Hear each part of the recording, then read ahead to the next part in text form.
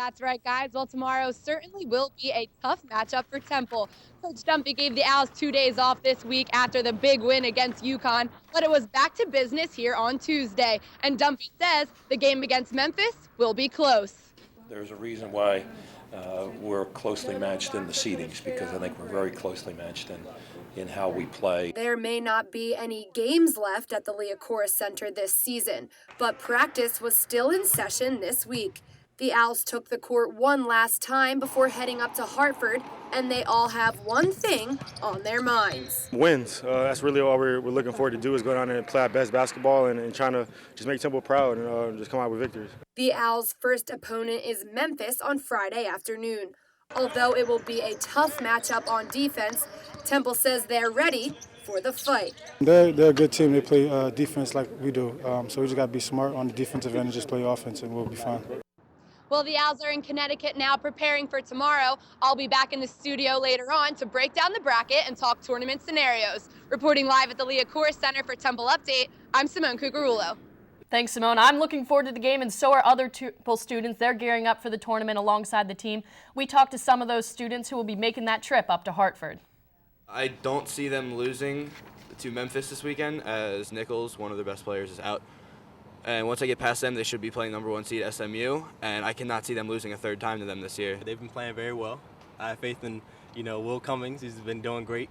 He's DeCozy's out there, Bond definitely. I'm really feeling it. I'm liking what I'm seeing out there. And you can always watch reports from the sports desk Simone Cuccurullo and Rocco DiSangro on Twitter and on our website, templeupdate.com.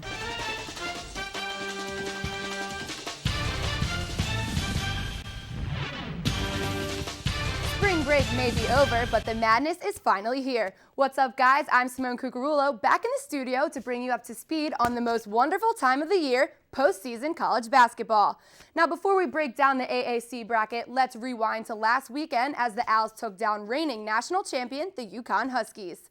Fans wore their white in support of the seniors' last game at the Liacouras, and the seniors did not disappoint. In traditional Fran Dumpy fashion, all 4 seniors got the start for the Owls. Will Cummings led the team with 23 points, 5 assists, and 3 steals. Jesse Morgan was hot from outside the arc. He hit 5 of 7 from long range and notched 17 points. These standout performances from Temple's top dogs were just too much for the Huskies to handle. The Owls finished out the regular season with a 22-9 record.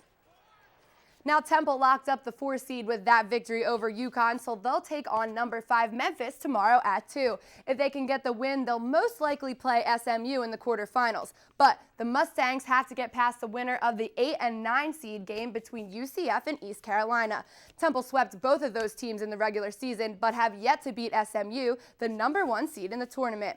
Now, in this half of the bracket, Temple avoids possible matchups against Tulsa, Cincinnati, and UConn in the semifinals. All the action starts today at 3:30 with the UCF and ECU game. So Temple fans, keep your eye on that. We'll keep you updated on Twitter. Now, let's not forget about the other sports on campus. International track star found her home on North Broad, and she's set to represent Temple at the NCAAs. Updates Rocco DiSangro introduces us to Temple's top runner. The pacer of the women's track team is a pace away from being crowned national champion in the women's mile. Blanca Fernandez is a mid-distance runner from the Spanish national team, and now at Temple, she is setting records left and right. Blanca Fernandez of Temple blows away the meet record. Fernandez won in both the mile and the 3,000 meter at the American Conference Championship, earning her women's track most outstanding performer. She also set the school record in both events this season. But Blanca says when the gun sounds, records are the last thing on her mind. I try to be confident or not get nervous, because when you are running with a lot of people around you, it's like, okay, don't kick me, I don't want to fall down, it's weird. Assistant track and field coach James Snyder is helping Fernandez to train for this weekend's championship meet. I mean, she's the first athlete in 27 years that's qualified for this meet, so I'd like to think that she's probably one of the better athletes we've had, not only in the track and field program, but I would say in the history of this university. Blanca showed me her pre-run ritual, so the next day I threw on some running gear and tried it out myself. Set, go! Hoping I would be able to run as well as her. Let's just say I won't be breaking any of her records anytime soon. Reporting for Temple Update, I'm Rocco DiSangro. Now, many students weren't on campus over spring break, so let's take a look at what you missed. Women's basketball came to a close Saturday with a 77-71 loss to the East Carolina Pirates. Senior Tyona Williams finished her career as an Owl, notching her 1,000th point. And as hoops comes to a close, things are just getting started for the women's lacrosse team. Lady Lax has won 4 of their past games, including last night versus Rutgers. They'll look for their 5th win in a row this Saturday against Delaware. And that's going to do it for this week's edition of the Sports Desk. I got to get home and pack my bag for Temple Updates' road trip to the AAC tournament. Don't forget you can catch all the action from this weekend's games by following us on social media at TU_SportsDesk. I'm Simone Cuccurullo. Back to Becca and Phil in the studio.